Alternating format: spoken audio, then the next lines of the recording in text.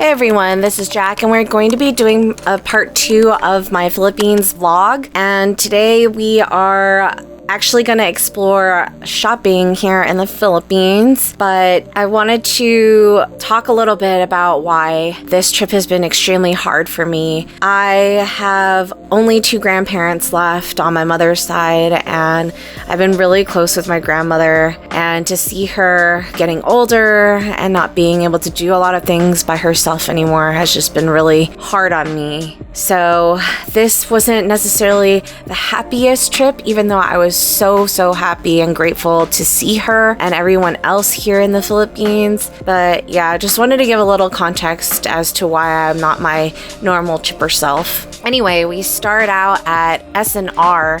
If you guys aren't familiar, it is kind of like the Filipino Costco, but so much better. Check out this food court area. You could get different types of pizza. They have sushi and ice cream. It has a $1.75 boba milk tea. Like, I feel so ripped off here in the United States. You guys, guess where I'm at? I'm in the Filipino Costco. It's crazy. They have like everything, literally, but it's called S&R.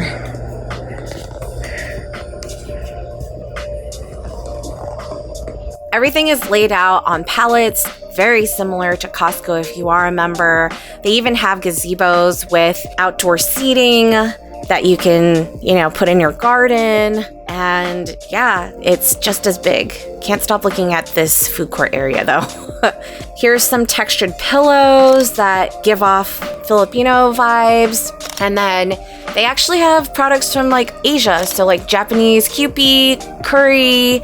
Then we have stuff actually from Kirkland, licensed to sell here, which surprised me because these are the products I use at home. And then beautiful blended whiskey scotch and like flavored gin, which I can't even get back home. This really cute walkable mini mop that is super compact, stuff for your dog or pets. And then they have fish skin snacks. They have a bunch of American branded frozen food goods, which is like, they have so many things. And I almost feel like they have more variety here because they have both Western and Asian influences in their stock, which is amazing. From cookies to fresh seafood. We don't even have half the types of seafood that they have in California, and we are on the West Coast. It's so frustrating because I would rather have this stuff. Like, your fish are still swimming. Look at that. Look at how happy they are. They have no idea.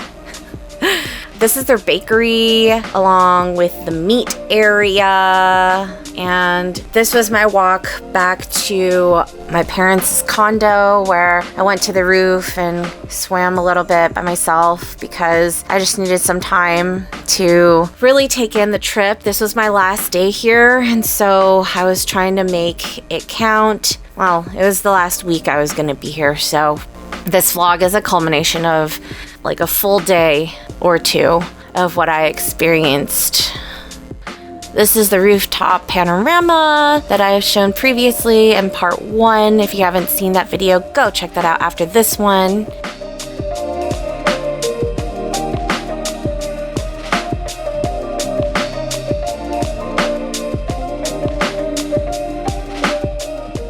And this is the way back to my grandparents' house. Like, it's just so beautiful and green, and I really did consider living here for a while. This is the dinner that we had that night. The custard egg is one of my favorite dishes. We had that with a mixed drink. And the next day, I woke up to Mama Cat cleaning her kittens. We had a light breakfast because we were gonna have a going away feast for me since I was heading out that evening. We had a lot of Filipino barbecue and lumpia and hand-wrapped lumpia as well as an ube cake. It's just super traditional in our house, and I really love this custom. And the inside is just gorgeous.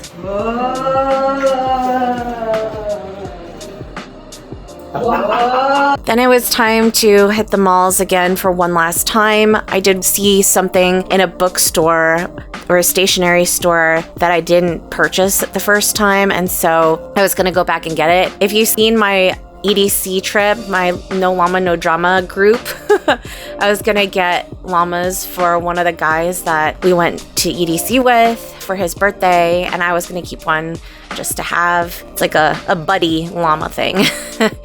These are candles that smelled so good. I feel like these stores are becoming so high-end. It's crazy. Like this Volspa candle company is like really expensive, but they have so many of them here. In America, it's like $35 to $42 for a base candle with 3 wicks. PF Candle is also in California that you could get locally, and the materials that they use for their upholstery as well as seating for offices, they really leveled up their quality and cuteness too. Like check out all this decor for your home that you could buy. Got some Darwin vibes, cute kitty face masks, which are just so cute. That guy played so beautifully, I just had to give a little bit of video footage to him.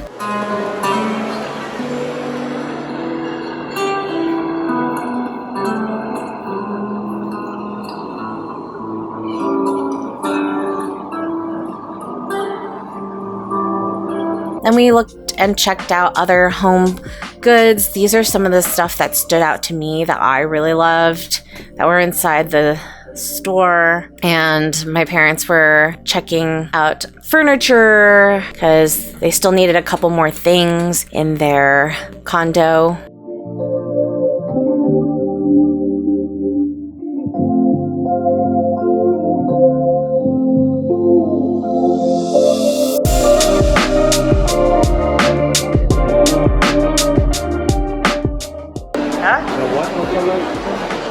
I don't know, but I like the flaming Bronco.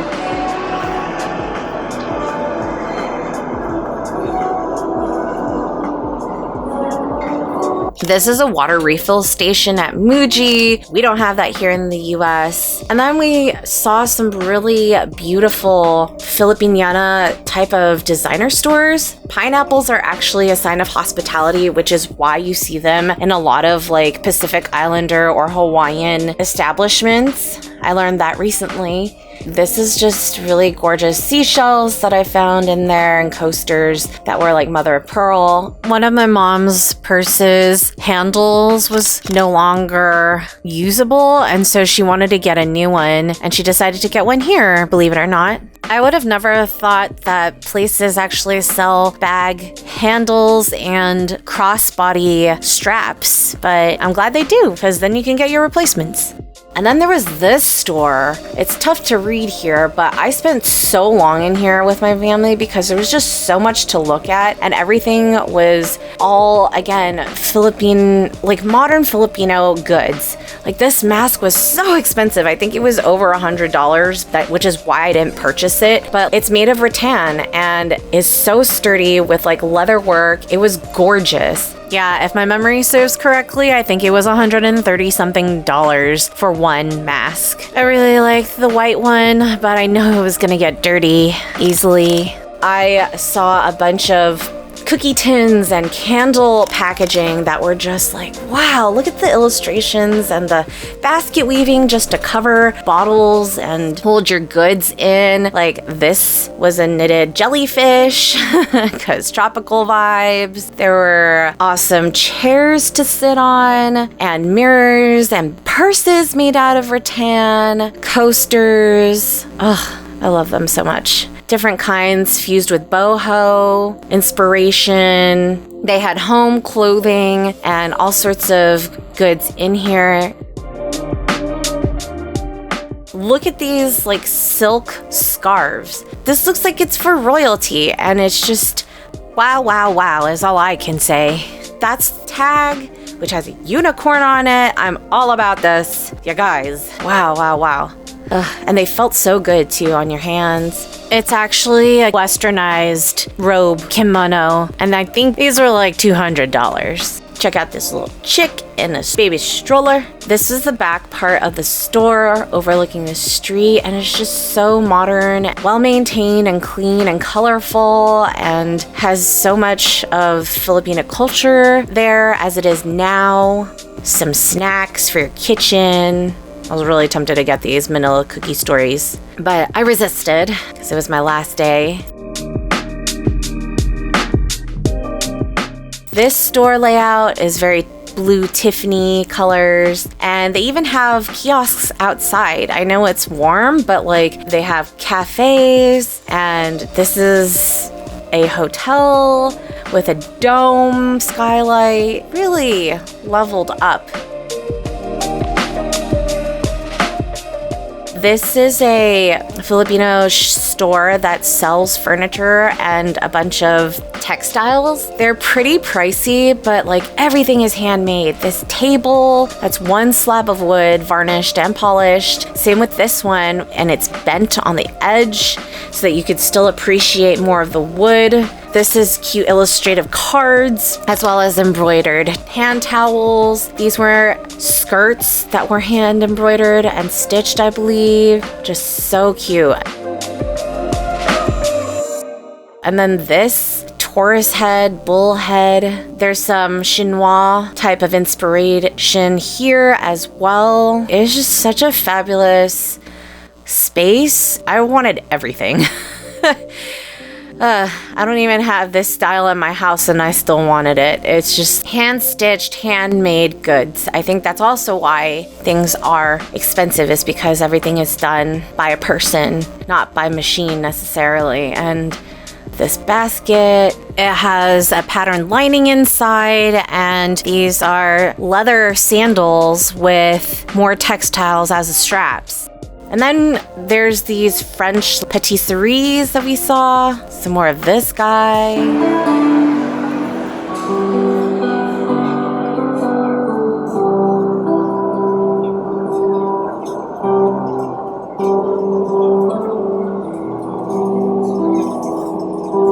And then we went to this kiosk that could print like wood blocks of your family or your pet. And I actually photoshopped a photo that my mom downloaded into their computer, and it came out well.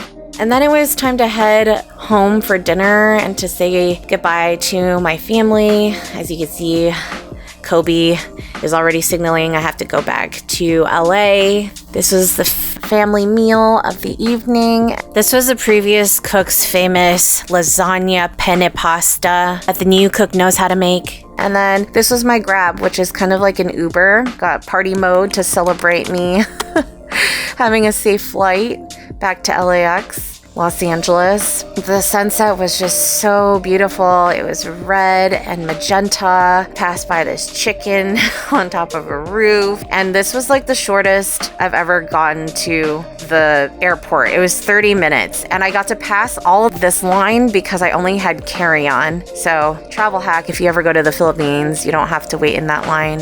And yeah, if you like this video, you guys, give it a thumbs up, share it so that other people can learn more about the Philippines. Subscribe and click the notification bell so you know when I have new content out. And until next time, keep curious, everyone.